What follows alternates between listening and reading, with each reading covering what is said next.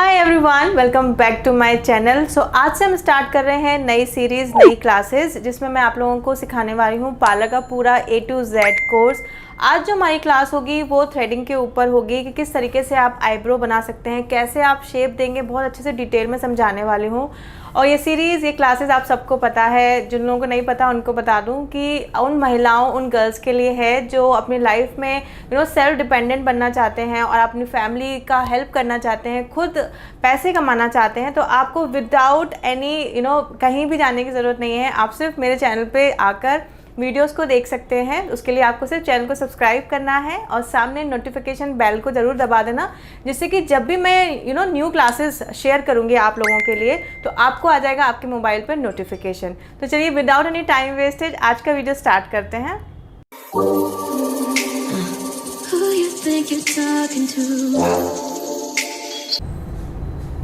तो जैसे कि आपको पता है कि आज है हमारी क्लास फर्स्ट, और आज इस क्लास में मैं आप लोगों को बताऊंगी कि किस तरीके से आप थ्रेड को होल्ड कर सकते हैं। अगर आप बिगिनर हैं और आपको नहीं पता कि किस थ्रेड के बारे में मैं बात कर रही हूँ, तो आप लोगों को मैं यहाँ पर स्क्रीन पर दिखा रही हूँ। इस तरीके का आईब्रो जब भी आप बनाएंगे अपने क्लाइंट की, या आप ऑफलाइन क्लासेस भी सीखने जाएंगे, तो सबसे पहले स्टार्टिंग ही आपको थ्रेडिंग से कराई जाती है। बिकॉज होता क्या है कि जब आप अपना पार्लर ओपन करोगे या फिर आप कहीं जॉब करने का सोचेंगे, तो आपको आईब्रो ही सबसे पहले देखी जाती है कि आपको बनानी आती है या नहीं। या फिर आप अपना खुद का पार्लर खोलने वाले हो तो सबसे पहले क्लाइंट आपको आईब्रो देखेगा कि आपको आती है कि नहीं, उसके बाद ही आपको बड़े काम देगा। तो इसीलिए बहुत इंपॉर्टेंट है कि आप आईब्रो यानी कि थ्रेडिंग के बारे में A to Z चीज़ों को समझें। तो उन लोगों को बता रही थी मैं कि जिन लोगों को नहीं पता कि किस तरीके का थ्रेड होता है, इस तरीके का थ्रेड हम यूज़ करते हैं आईब्रो सेट करने में। और ये आपको किसी भी कॉस्मेटिक शॉप पे आराम से मिल जाएगा। 40 नंबर का धागा वैसे बोलते हैं इसको। और इसको किस तरीके से हमें होल्ड करना चाहिए ये मैं आप लोगों को यहाँ पर समझाने की कोशिश कर रही हूँ। बड़ा ध्यान से सुनिएगा। सबसे पहले आप सीधे क्लाइंट की आईब्रोज तो ऑफकोर्स नहीं बनाएंगे, आपको उसके लिए बहुत अच्छे से प्रैक्टिस करनी होगी कि किस तरीके से हम थ्रेड को चलाते हैं। जब हमारे ऑफलाइन क्लासेस भी होती हैं, जब हमारे स्टूडेंट्स आते हैं, उनको भी मैं इसी तरीके से समझाती हूँ जैसे आज मैं आप लोगों को समझा रही हूँ। इस तरीके का धागा हम उनको देते हैं। आप पहले कहीं से भी जाके इसको परचेज़ कर लें, उसके बाद इसको चलाने की प्रैक्टिस करनी है। कैसे करनी होती है ये मैं आपको प्रैक्टिकली यहाँ पर दिखा रही हूँ। आपको सबसे पहले धागे का एक हिस्सा ऐसे लेना होता है, अगर आपको स्क्रीन पर ऑफकोर्स दिख ही रहा होगा। उसके बाद आप इस धागे को आपको पीछे के दांतों में फंसाना होता है, लाइक दिस। मैं आपको यहाँ पर दिखा रही हूँ इस तरीके से। आप जब पीछे के तीस पे को अच्छे से प्रेस कर लेंगे, दबा लेंगे, उसके बाद आपको इसकी सीजर बनानी होती है। कैसे? आपको 2 उंगलियाँ इस तरीके से लेनी है, उसके बाद आपको मूवमेंट करना है ऐसा। आप इस चीज़ को बड़े ध्यान से देखिए, इस तरीके से आपको मूवमेंट करना है और कम से कम 5 या फिर 4 आप इस तरीके से क्रॉस कर सकते हैं। और यहाँ पर हमारी सीज़र बन जाती है। सीज़र इस तरीके से आपको दिखेगी। और उसके बाद आपको एक थंब इस तरीके से लेना है जैसे आप देख रहे हो, और यहाँ पर प्रेस करना है।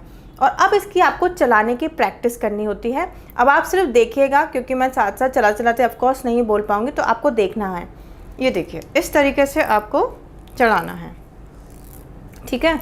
तो सबसे पहला काम होता है आप इसकी प्रैक्टिस करेंगे बहुत ज़्यादा अच्छे से, डिटेल, और कम से कम आपको 10 से 15 दिन इसको चलाने की प्रैक्टिस करते रहना है। एंड देन आप आओगे आईब्रो शेप कैसे देते हैं, या फिर आप स्किन पर किस तरीके से आईब्रो को चलाएंगे, थ्रेड को चलाएंगे। तो अपन स्टार्ट करते हैं और मैं आप लोगों को यहाँ पर प्रैक्टिकली दिखाती हूँ कि किस तरीके से अगर आप बिगिनर हैं तो आईब्रोज़ को शेप दे सकते हैं और आईब्रोज़ की प्रैक्टिस कर सकते हैं। तो इस चीज़ का ध्यान रखेंगे कि सबसे पहले आपको सीजर, यानी कि जिस तरीके से मैंने बताया कि हाउ टू होल्ड थ्रेड, कैसे आपको थ्रेड होल्ड करना है। एंड देन अब मैं आपको दिखा रही हूँ प्रैक्टिकली कि किस तरीके से आप बालों को निकालेंगे आईब्रो में। चलिए जल्दी से दिखा देती हूँ मैं आप लोगों को। तो सबसे पहले जब भी आप आईब्रो बनाना स्टार्ट कर रहे हैं, आप देख सकते हैं यहाँ पर इनकी आईब्रोज हम स्टार्ट करने वाले हैं बनाना। तो आपको टेल्कम पाउडर अप्लाई करना होता है। तो यहाँ पर आप अच्छे से, जब भी आप किसी की भी आईब्रो करेंगे तो आप इस तरीके से कॉटन में टेल्कम पाउडर ले सकते हैं। तो जो बिगनर्स हैं उन लोगों को मैं बता दूं कि सबसे पहले आप लोगों को जहाँ पर मैंने पेन से निशान किया है वहाँ से स्टार्ट करना होता है आपको आईब्रो में शेप देना। मैं सबसे पहले यहाँ पे आपको इसलिए डॉट से दिखा दिया। और अब आप सीज़र बनाएंगे जिस तरीके से मैंने आपको बताया था कि किस तरीके से आपको होल्ड करना है थ्रेड जब आपकी प्रैक्टिस हो जाती है अच्छे से।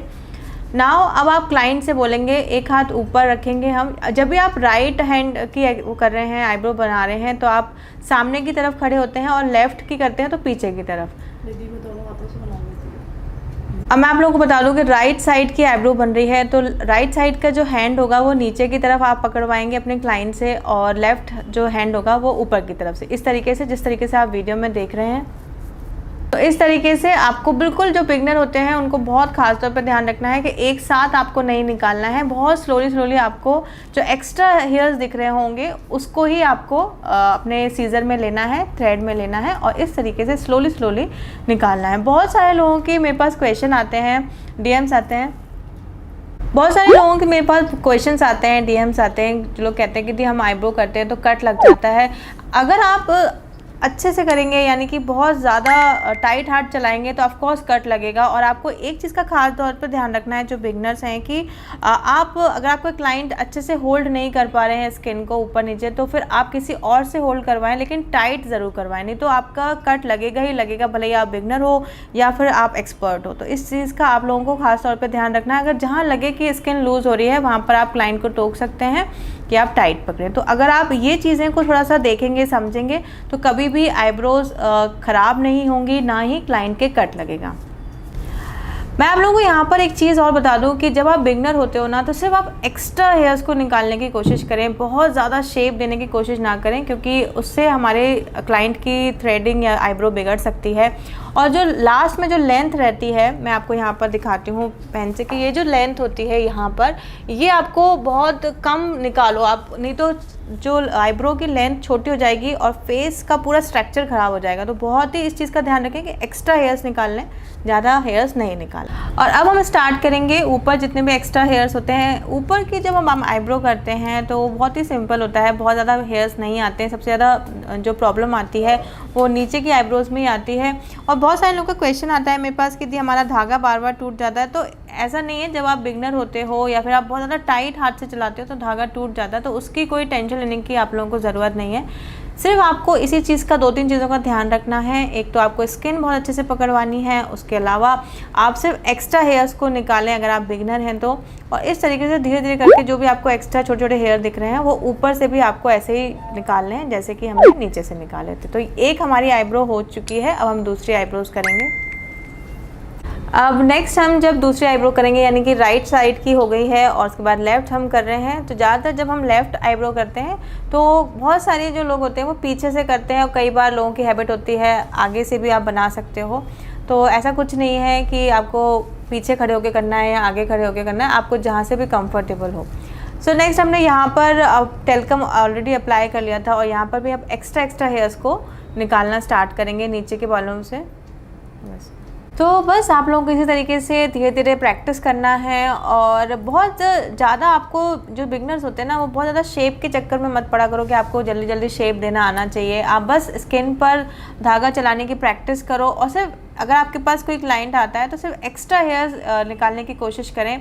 उसके अलावा आप जिस तरीके से मैं आपको यहाँ पर दिखा रही हूँ, इसी तरीके से आपको आईब्रो बनानी होती है। तो आपने जब नीचे के हेयर्स निकाल दें अच्छे से, उसके बाद आप ऊपर के हेयर्स को निकालेंगे।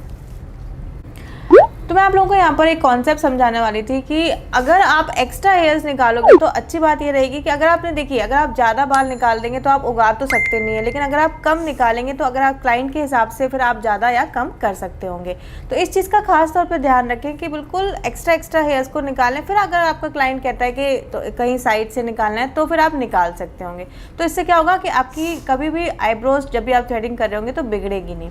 सेंटर पार्ट पे भी से आप बिल्कुल जो एक्स्ट्रा हेयर्स हो उनको निकाल दें। इसी तरीके से आप फोरहेड पे थ्रेड चलाते हैं और इसी तरीके से हम अपर लिप पे चलाते हैं।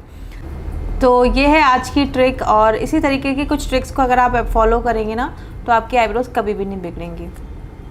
और जब हम पूरी आईब्रोज कर लेते हैं उसके बाद आपको आईब्रो सीज़र से बिल्कुल जो ऊपर से इस तरीके से आप उंगली से, जैसे आपको वीडियो में दिख रहा था, आप उठा सकते हैं बालों को, और जहाँ जहाँ आपको लग रहा हो कि बाल थोड़े थोड़े खड़े दिख रहे हैं वहाँ पर आप सीजर से हल्का हल्का सा ट्रिम कर सकते हैं, और आपकी यहाँ पर पूरी आईब्रो अच्छे से शेप में भी आ जाएगी और आपकी क्लाइंट को भी बहुत पसंद आएगी। और इसके बाद जब आपके पूरे आईब्रोज हो जाएं तो आप इस तरीके से कोई सा भी मॉइस्चराइज़र लेके थोड़ा सा मसाज कर सकते हैं आईब्रोज के ऊपर, जिससे कि आपके क्लाइंट को भी रिलैक्स होगा और वहाँ का जो ब्लड सर्कुलेशन है वो भी बहुत अच्छे से हो जाएगा। तो ये बिल्कुल लास्ट स्टेप होता है जब पूरी आप आईब्रोज बना लेते हैं। सो ये थी आज की हमारी क्लास, और मैंने बहुत अच्छे से आपको समझाने की कोशिश की है। आप बिगिनर्स हैं तो आप इसी तरीके से थ्रेड को होल्ड करने की सबसे पहले प्रैक्टिस करना, और उसके बाद आप धीरे धीरे क्लाइंट पर जाना, और उसके बाद स्किन पर चलाने की कोशिश करना। मैं आप लोगों को यहाँ पर आत्मनिर्भर बना रही हूँ, जिससे कि आप किसी पे भी डिपेंडेंट ना रहें, और आप विदाउट एनी आपको कोई भी पैसे खर्च नहीं करना, और आप सामने मेरे साथ साथ ऑनलाइन क्लासेस लेते रहिए और पार्लर का कोर्स सीखते रहिए। तो thank you so very much for watching. अब हम मिलेंगे अपनी नेक्स्ट क्लास में। Bye bye, take care.